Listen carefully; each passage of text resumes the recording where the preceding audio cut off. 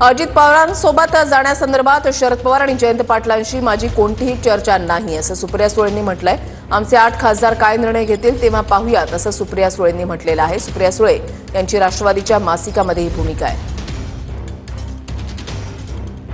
राष्ट्रवादीच्या मासिकात सुळेंनी काय लिहिलंय तर अजितदादांसोबत जाण्याच्या तर्कवितर्काबद्दल शरद पवार जयंत पाटलांशी माझी कोणतीही चर्चा नाही। आम्ही कुटुंब म्हणून सोबत असतो। राजकारणामध्ये मतभेद असावेत पण मनभेद नसावेत।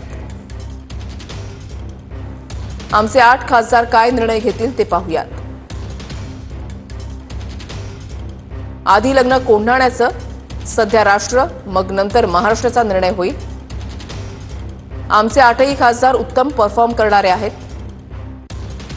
8 खासदार एकत्रित आहेत। जो निर्णय घेतला जाईल तो एकत्रित घेतला जाईल। मला आधी साहेबांना भेटावं लागेल। जेव्हा भेट होईल तेव्हा साहेबांशी चर्चा करेल।